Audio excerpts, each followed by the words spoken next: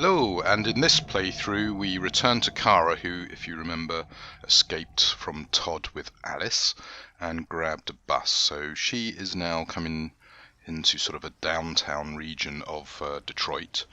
And again, the graphics are amazing with this night and rain. I mean, this engine would work great with Blade Runner or something like that. So anyway, we are feeling a little bit sleepy on the bus.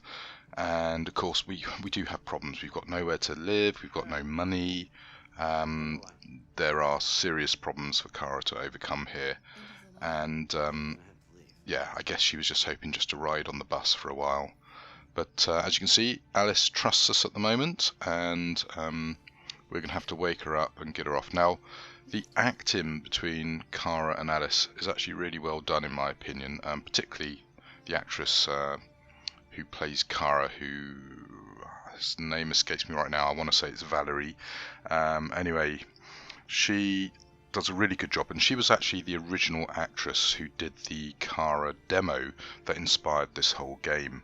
And yeah, it really is a wonder, as I say, of technological prowess, this game, and gives me high hopes for example, Cyberpunk 2077, which I talked about on a recent audio recording I did. Anyway, back to Detroit to Become Human.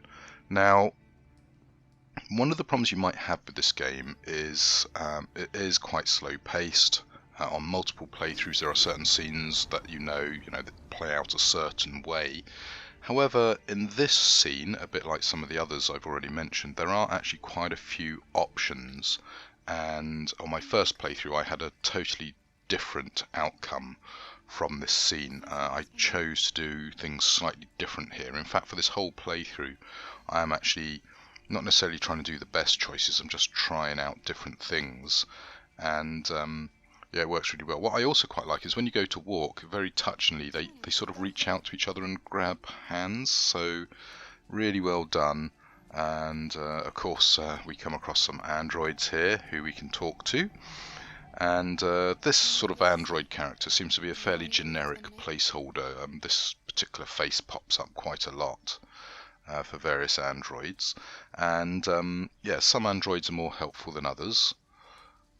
So yeah, where are we going? Okay, so if I remember correctly, there's a shopping mall, a laundrette, a motel, an abandoned building, and then of course there's various shops you can have a look at. And yeah, this section is very low key, but it's actually quite effective. And what's sort of interesting about this particular sequence is there are various bits, like for example this laundrette's warm and dry, and in some ways why couldn't you just hide out in here all night? Well, potentially I guess you could try, but that doesn't actually trigger the end of the scene, so yeah, you do have to look elsewhere. But within this particular room there's some interesting interplay between Kara and Alice, where there are certain choices you can take which Alice agrees with or disagrees with.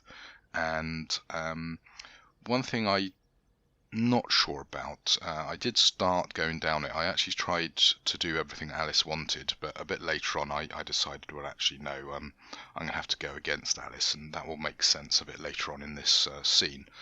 But I am wondering, if you do decide to go along with Alice, whether you can actually get to the end of this scene, which of course is going to give you a bit of a problem. And basically it's to do with this, changing clothes.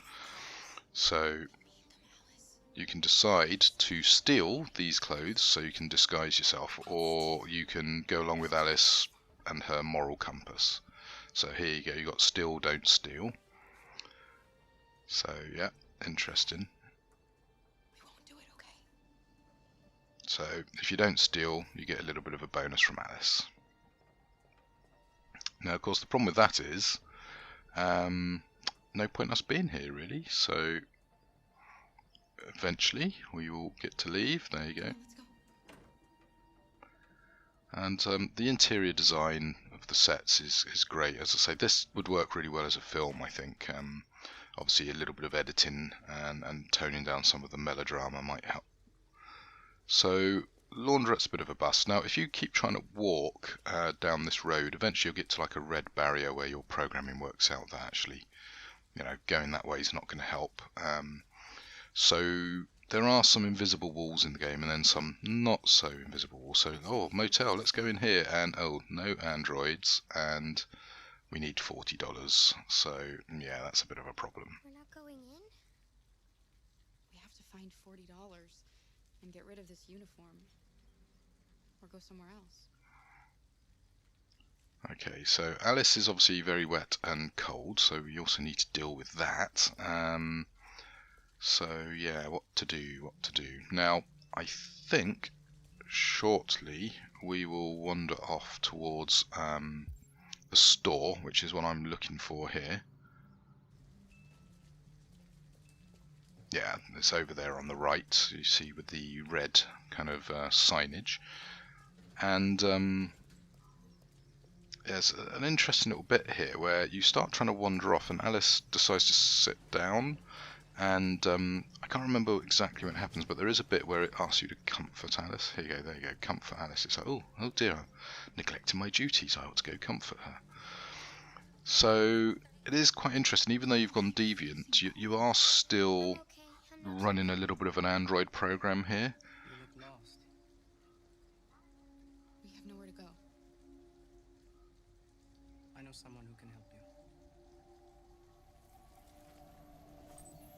you. So we've had a little android come along and give us a possible escape route. It's on the other side of town. We need a place for tonight.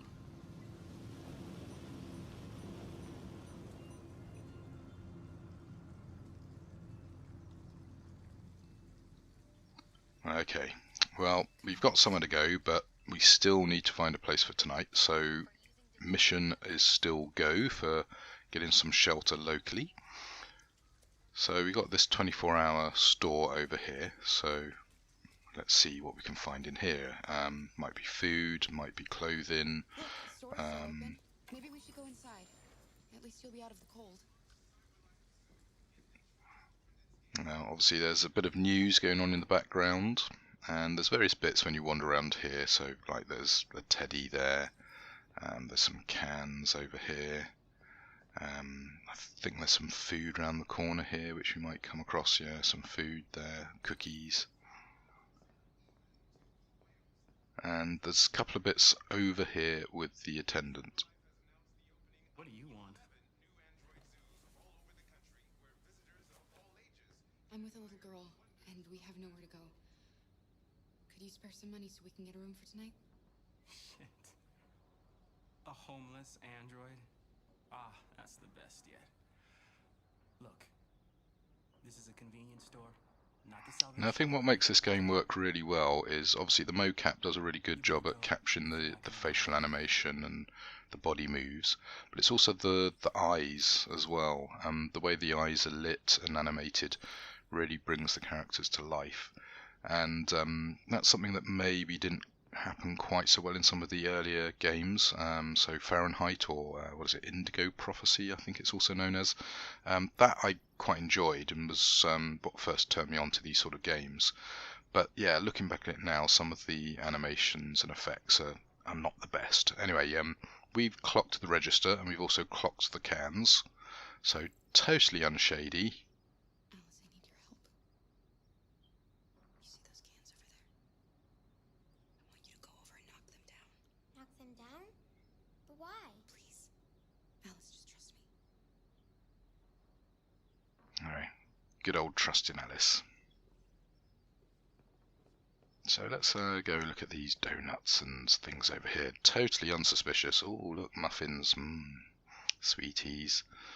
Oh, maybe we could look at this magazine.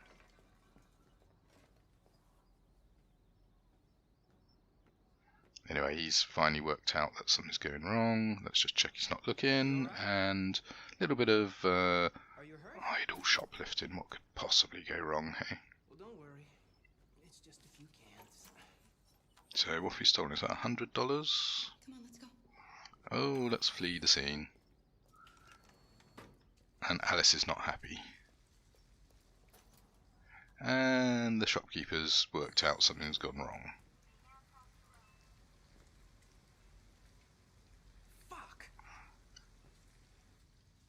So, yeah, not only have we abducted a child, we've now shoplifted. Cash now? You used me to steal that money. How could you do that? I trusted you.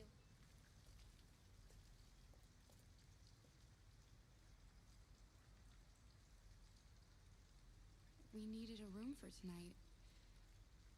It just seemed like the right thing to do. It wasn't. Oh dear. The scorn of a young child. Okay, so we got money, but the motel still won't accept us, so we need some clothes. Well, we know where to get some clothes from, so we might be about to disappoint Alice again, I'm afraid. So, as you can see, this scene, it's kind of a slow, steady scene, and there are a lot of those scenes in this game, but there are also some really high action, dynamic scenes as well in the future, which looking forward to showing you. Now, one of the things here is the kind of hand motions that you have to do with, like, tilting your controller or swiping your analog stick around, is meant to convey a sort of a physicality to the game. So not only are you experiencing this wonderful graphics, but you're sort of feeling like you're actually moving your arm to pick stuff up. And if that doesn't really work for you, then, as I say, this game, you know, if you don't like the story and you don't like this control method, then yeah, this isn't going to be a game for you. But it's well worth a try. If you've got someone with a copy of it, give it a go. And as I say, for a lot of people, I know this sort of gameplay is just not going to work. So apparently I wasn't discreet enough, so I'm going to have to try that one again.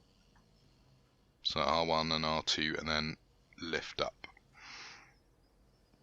So sometimes the game gives you sort of like a partial fail state where it lets you try again, but eventually it will just out and out fail you, and yeah, that can be interesting when that happens. And I discovered by watching someone else's YouTube video that Connor, for example, you can literally kill him in the very first scene, which is pretty impressive, really. Now, obviously, being androids, some of them can come back. For example, Connor, there are multiple versions of Connor, and he can keep coming back from the dead. I believe both Kara and Marcus, once they're dead, that's it. They're gone for the rest of the game. So that's another thing maybe to try at some stages, to try and get them killed off a bit early and see what impact that has. So here you go. So we're all set for the motel. So let's go to the motel.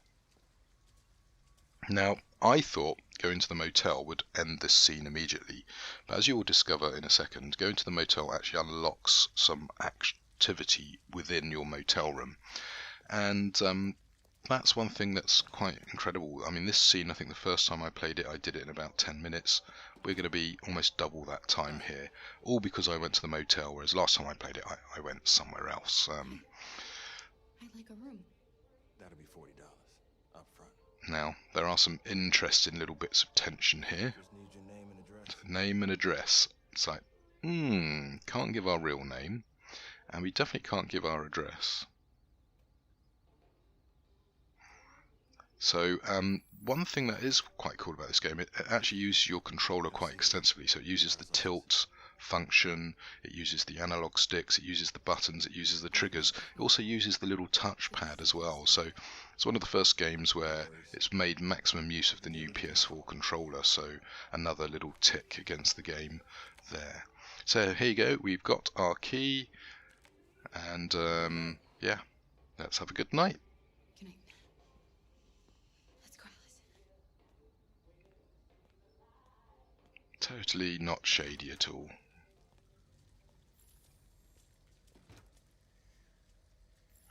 Do you think he believed you? I don't know, Alice. All I know is you'll be nice and warm tonight. Now, there's something over there. Now, I'm not sure what the significance of that is. It obviously potentially has some significance. Probably should have spent more time looking at it, but there you go. So where's our room? I think it's upstairs, so let's go and check.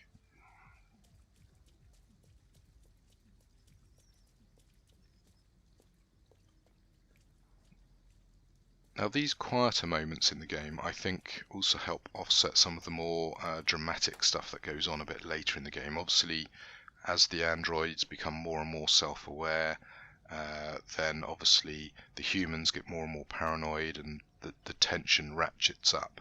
And on Marcus's side of the story, you've actually got a couple of options. You can be a very passive or a very overtly rebellious android, and that can have some interesting dynamics. Now, in my first playthrough, I went with a very passive, gentle technique. In this playthrough, you will discover what I chose to do and see what the potential consequences of that are as well.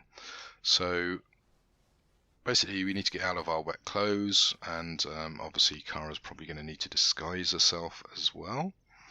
And I do quite like the fact that there isn't the option to look outside and check to make sure no one's following, or any police or androids or humans are kind of hunting us down. So that's a nice little feature. And Let's get these clothes off. we now get to try and get dry. And the Kara Alice story is, as I say, it's a real kind of pulling on your heartstrings, a little bit sentimental, sort of simplistic storyline, but it's actually done very well, I think. You get a real feeling that Kara and Alice really bond and really become a sort of mother and child unit, because Alice is just desperate for love and attention, whereas Todd obviously didn't give her that. And Kara, obviously her basic programming, even though she's gone deviant, she's able to follow her core programming.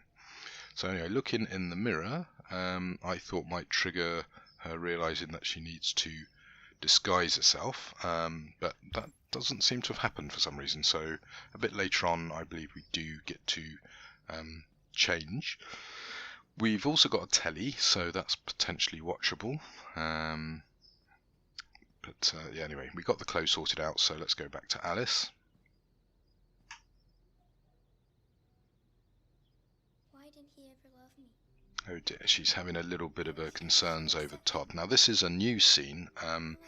If you do the alternative hiding option, you don't get this little speech, which is another interesting twist. And as I say, the game is full of little moments like this which you just won't see if you take a particular path. And equally, by doing this now, that might actually impact a couple of scenes down. So stuff that you're expecting to see on a second playthrough might not occur because you did something different earlier on at this stage of the game. So tracking everything would have been pretty impressive project management. So as I say, that the more you start peeling back the layers of this game, the more impressive you realise it is on many levels. Now, as I say, the critics don't like the storytelling. They find it a little bit ham-fisted, and that is a fair criticism. But, gaming media at the moment is a bit more like that. It tends to be very simplified, cliched storylines. So as I say, with the success of Detroit Human, it'd be great to see what comes out next from Quantic Dream. So really looking forward to that. Anyway, we're almost at the end here.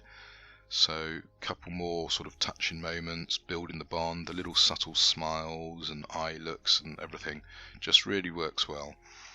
So let's get ourselves sorted for the night, and hopefully in a new day we'll be able to move on. And the Kara Alice storyline is really about Kara trying to find a safe place for Alice and to try and give her the stability, warmth and love that you feel she needs. Whereas obviously Connor is hunting down deviants, trying to satisfy Hank and Cyberlife, whereas Marcus is just looking sort of for justice, I guess. So anyway, I choose, rather than to go to bed, to have a look around. So you can choose to sleep, for example, on the chair. I go back to the bathroom, I think, to see if I can disguise myself, which I think I can't at this stage. So eventually, I'm just going to have to go to sleep somewhere. So there you go. Let's make sure Alice is nice and warm and comforted, because she's had a bit of a traumatic day. And there you go, Alice likes that. Oh yes, a little bit of love. And that is that. So see you in the next scene, which is going to be an interesting one. So stay tuned.